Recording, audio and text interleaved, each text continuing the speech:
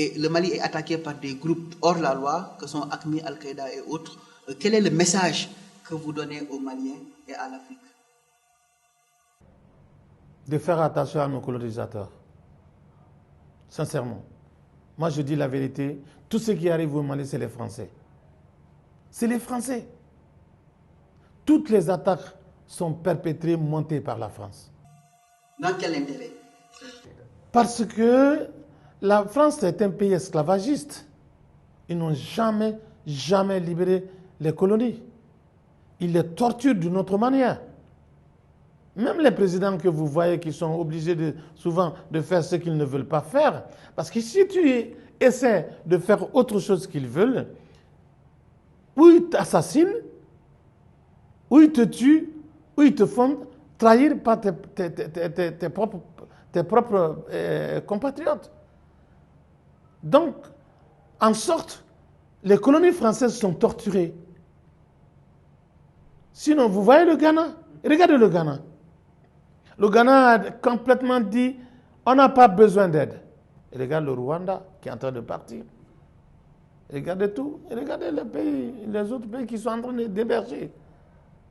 Mais tant qu'on reste esclave de la France, évidemment, on ne va pas bouger. On ne va pas bouger. J'ai du respect pour les Français. J'adore le Français. Les Français sont très gentils. Ils sont bien. Ils sont hospitaliers. Mais la France est esclavagiste. Elle aime torturer.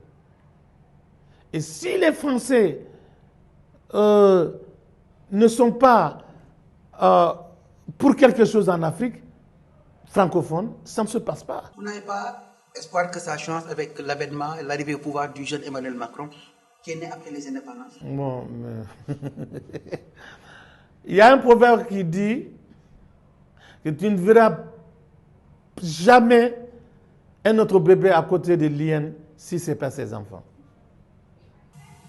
Et cela veut dire quoi, ça? Voilà, c'est un Français, c'est un Français.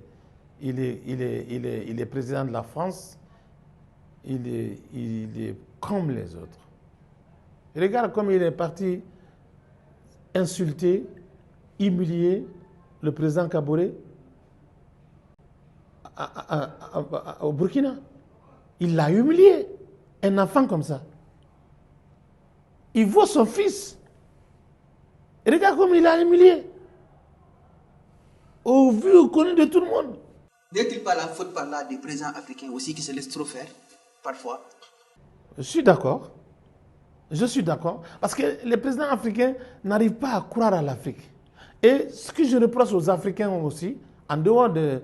Il faut que les Africains soient derrière leur président. Absolument.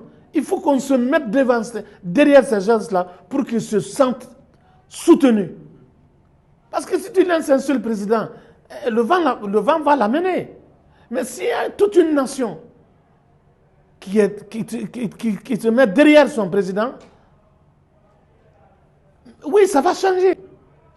Comme ça, les manipulateurs ils vont se fatiguer, ils vont cesser. Il ne faut pas laisser les présidents sentir qu'ils sont seuls. Non, il faut que la population, il faut que les peuples africains soient derrière leur président quand ils prennent des décisions pour leur pays.